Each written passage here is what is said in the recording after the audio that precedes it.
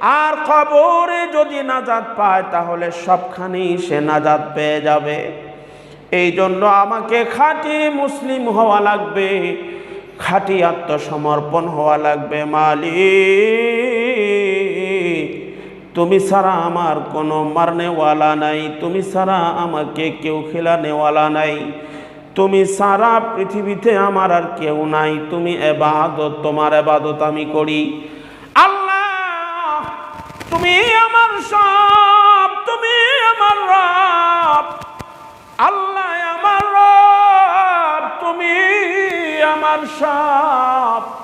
ধ্যানে মনে তনু মনে তারি অনুভব। খাঁটি মুসলমান হওয়া লাগবে, না হয়ে কবরের মধ্যে যাওয়া যাবে না। কারণ কবরটা হইল একটা ভয়ঙ্কর জায়গা। যদি আপনি খাঁটি মুসলমান হয়ে যান, কবর আপনার সঙ্গে সদ্য ব্যবহার করবে।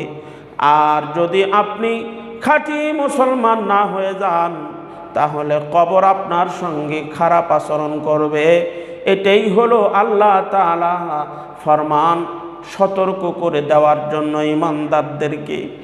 এই ঈমানদার, সতর্ক হওয়া লাগবে। কবর কিন্তু অত্যন্ত ভয়ানক জায়গা। আজকে আমরা যদি একটা ঘরের মধ্যে কেউ যদি জানালাও নাই, দরওয়াজাও নাই, ঢুকায় দেওয়ার পরে যদি বন্ধ করে দেয়, কত অন্ধকার হয়ে যাবে। আপনি ওই অন্ধকারের মধ্যে কয়দিন থাকতে পারবেন বলেন? এই অনুভূতিটা আমার মধ্যে নিয়ে আসতে হবে। আপনার যদি মনে চায়, যদি একটু অনুভূতির মধ্যে আনতে চান রে মুসলমান, একদিন একটা ঘরের মধ্যে আবদ্ধ হইয়া থাকিয়েন তো কেমন লাগে,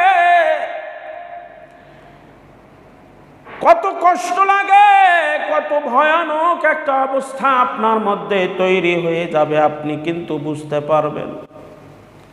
জানি না আমার কবরের মধ্যে আল্লাহ তাআলা কি ব্যবহার করবেন, আমি জানি না আমি কিভাবে আল্লাহ আমাকে ওই কবরে রাখবেন। তবে আমাকে দোয়া করতে হবে এবং আল্লাহর কাছে অনুতপ্ত হতে হবে। আল্লাহর কাছে, বিশেষ করে আল্লাহর কাছে গোপনে একান্তে আল্লাহকে বলতে হবে, মালিক, আমি তো গুনাহগার, তুমি আমাকে খাঁটি মুসলমান না বানাইয়া কবরে নিও না।